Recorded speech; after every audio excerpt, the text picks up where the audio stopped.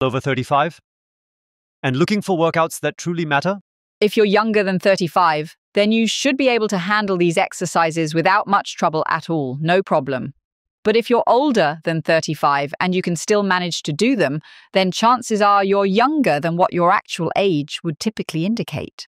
It's best to do the exercises along with me right away so you can greatly improve your flexibility, your well-being, and even get rid of any pain. In today's world, where we move far too little, it's absolutely essential to do certain exercises regularly so you don't keep stiffening up more and more.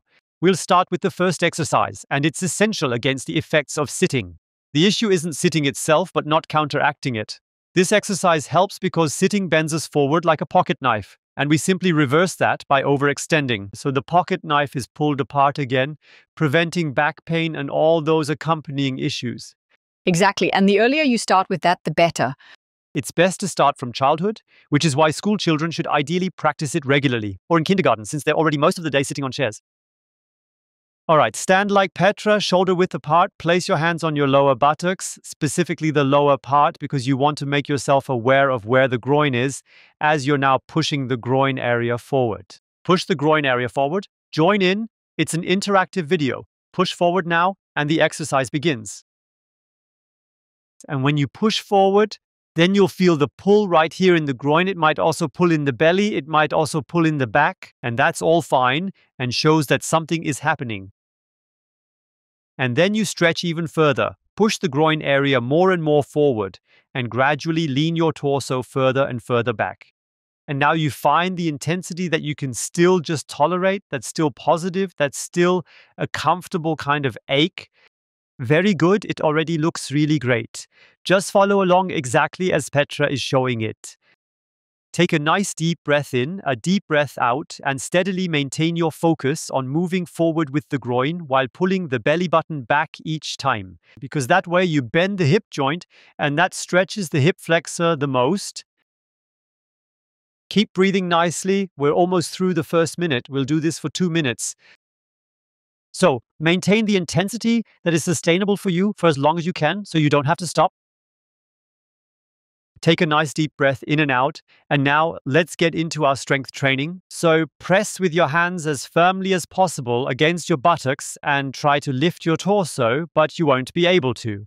The pressure from your hands against your buttocks makes it impossible, creating the exact tension we need. No movement, just the muscles held in their most stretched position.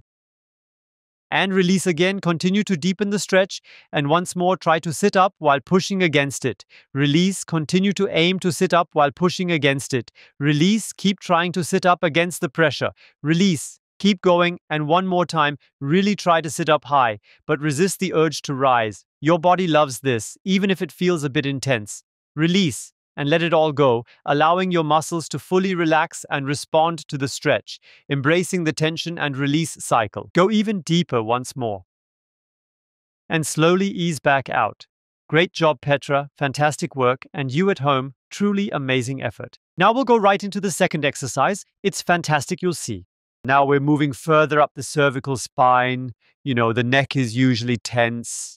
And why is it tense? Because we are usually in a poor posture while sitting and tend to overextend our heads like this. And this stretch allows us to release that tension that's really, really crucial and essential. And that's why we're essentially pulling the head forward now. We're gently pulling it forward and stretching out what's become slightly tight from everyday activities, and we're just easing it back into place. It's best to approach it from the side once again. And now, just like Petra, reach from the front to the back upper part of the head. Gently pull the head forward and down and curl yourself up like a little hedgehog.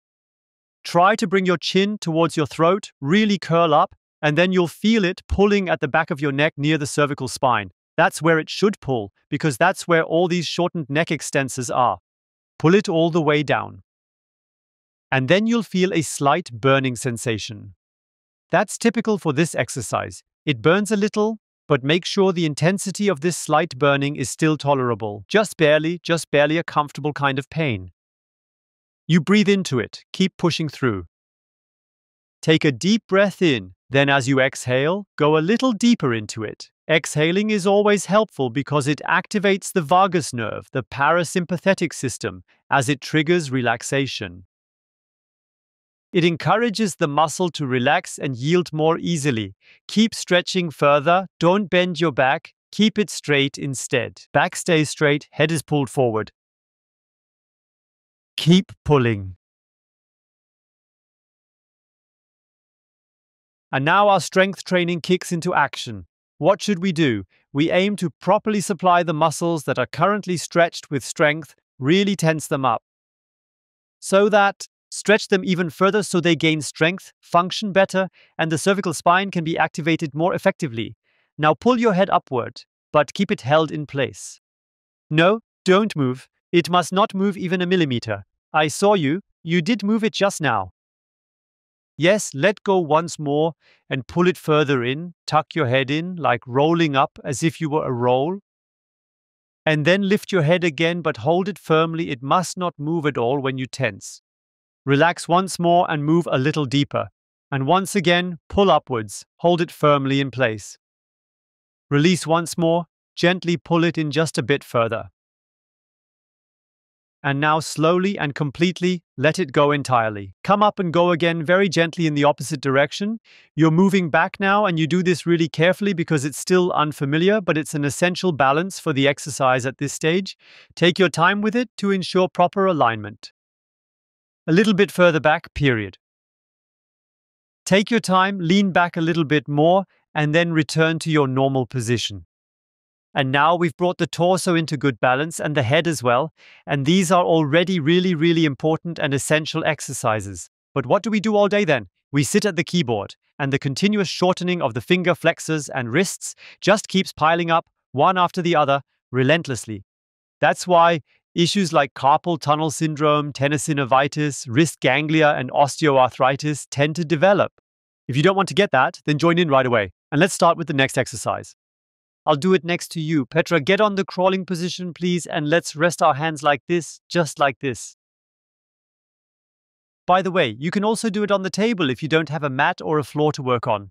Then just do it on the table. Now point your fingers straight forward, directly in front of you. All right?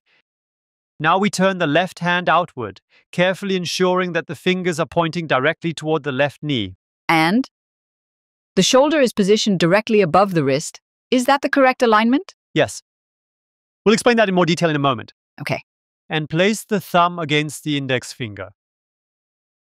Yes, go ahead and do it at home right now. And the right hand also turns as well. Also bring the thumb as close as possible to the index finger. And now you probably already feel the pull here. And now, just like Petra, slowly bring the shoulder backward. And then you'll notice, as the hip shifts back and the shoulder moves back, there's a clear, noticeable pull here in the lower wrist and forearm area where the tension builds up naturally. Where the transition is from the forearm into the hand, that's where you really feel the pull. It also goes up a bit higher, the pulling. Even higher. Yes, for me this time it actually does. And now begin stretching deeper into the movement gradually. Keep going nice and relaxed, gently pulling your shoulder back. The important thing is to maintain the intensity at a level that feels like a pleasant, manageable discomfort. But over time, you'll improve at consistently reaching that limit. And that's the most important part, because it's what determines how effective the results will be for you. If you do too little, your body says, "This is getting boring, I won't adapt to this." If you do too much, your body responds with resistance, counter-tension, and stress. And that doesn't make the exercise function effectively either. And that's why you should find just the right intensity. Exactly, as the tension eases off, Petra always takes a little step further back. And now comes the strength training. Now please press with your fingers and the tips of your fingers. As if you wanted to claw your way into the ground, press really firmly against the floor as hard as you can. Press really firmly against the ground. And push a little harder, and even a bit more. And release. Now gently ease back into the stretch once again.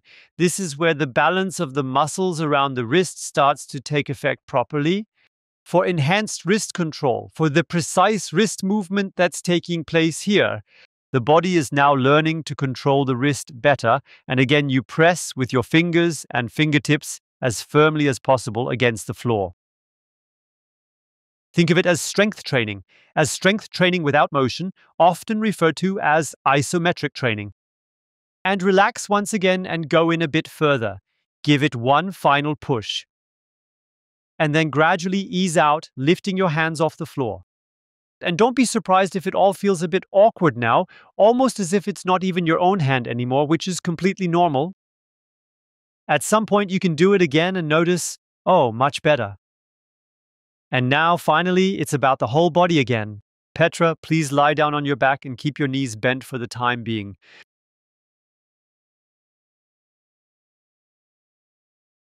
Lie down on your back, yes, keeping your knees bent upwards. And now we'll begin with the upper body. We'll start by doing the following exercise. We pull the chin down toward the throat as far as possible.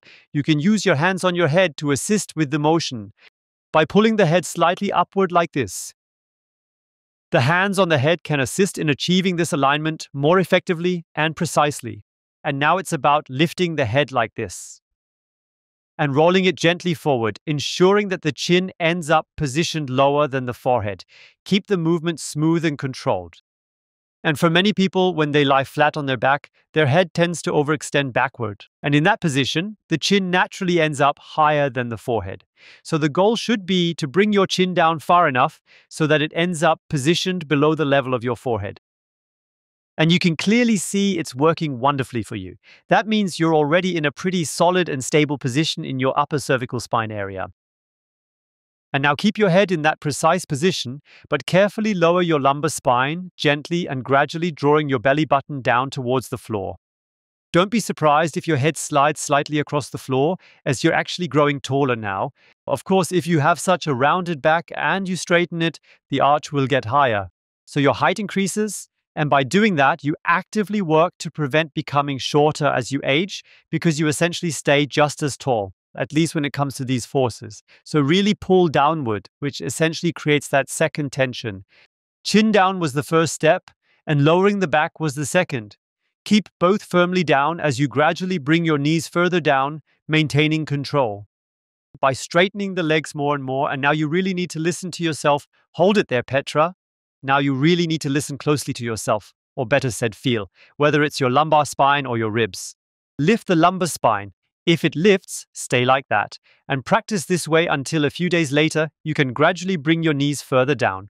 But ideally, and you should be able to achieve this by 30, or rather by your 30s, that you can gradually lower your knees that far down, until the legs are completely extended without causing the lumbar spine to lift or arch from the floor. So, you've already noticed there are two things that are particularly important. Number one, the chin must be below the level of the forehead. Number two, the legs need to be able to rest while the lumbar spine ideally maintains full contact with the ground. And if you're still far from that, it's absolutely no problem, because with each practice every day it gets a little better. And if it keeps improving in that direction, you'll gradually feel more at ease with each passing day. All right, and then you can slowly let go, relax, and come back up. That's best. Now take a moment to feel inside. How does it feel, Petra? How's it for you right now? I absolutely love this exercise. Honestly, I find it quite easy, but I know there are so many people who struggle with it deeply. They can't do it, neither with the cervical spine nor with the neck muscles. With their back, with the lumbar spine, and a lot of them can't even lie on their back. So even at that age, because of all this constant sitting, because they simply can't stretch their knees, their legs. So you can already feel it. If you do this exercise regularly, you'll really improve from head to toe. It's completely truth. Do give a shout out to the people who absolutely have to try these exercises as well. They'll definitely thank you for it later.